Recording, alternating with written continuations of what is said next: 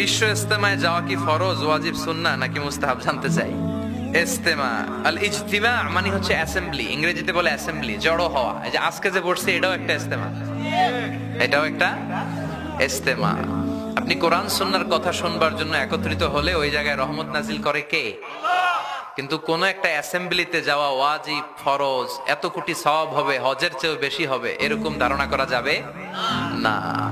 এরকম ধারণা যেন আমরা না করি যে ওইখানে গেলে হজের চেয়ে বেশি সওয়াব, তো ওখানে গেলে এত কোটি সওয়াব, এরকম সুনির্ধারিত কোন সওয়াবের বর্ণনা হাদিসে শুনতেছেন? মনোযোগ আছে না গেছে? ওখানে গেলে এত লক্ষ এত কোটি সওয়াব, এরকম কোনো বর্ণনা নাই। ওখানে যাওয়া ওয়াজিব এমনও কোনো কথা না।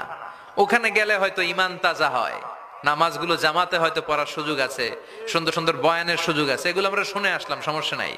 কিন্তু নিজের যদি এর চেয়েও বড় দায়িত্ব থাকে, এগুলো ফেলে দিয়ে যাওয়া যাবে না। আপনার ছেলে মেয়ের খোঁজ খবর নেয়, অনেক ভাইরা এরকম করে। তাবলীগের ভাইদের আমি পছন্দ করি, কারণ তাদের মাধ্যমেও ইসলামের খেদমত আছে না নাই? অনেকে কালেমা শিখে তাবলীগে যে, নামাজ শিখে তাবলীগে যে, আছে না নাই?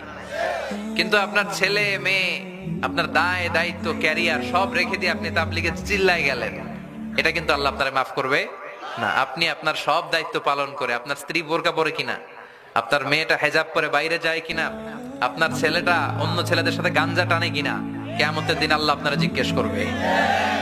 এগুলো হচ্ছে আপনার প্রাইম রেসপন্সিবিলিটি, প্রধান দায়িত্ব। এগুলো পালন করে অবসরে কালে ভদ্রে তাবলীগে যেতে কোনো আপত্তি নাই, ইজতেমায় যেতেও কোনো আপত্তি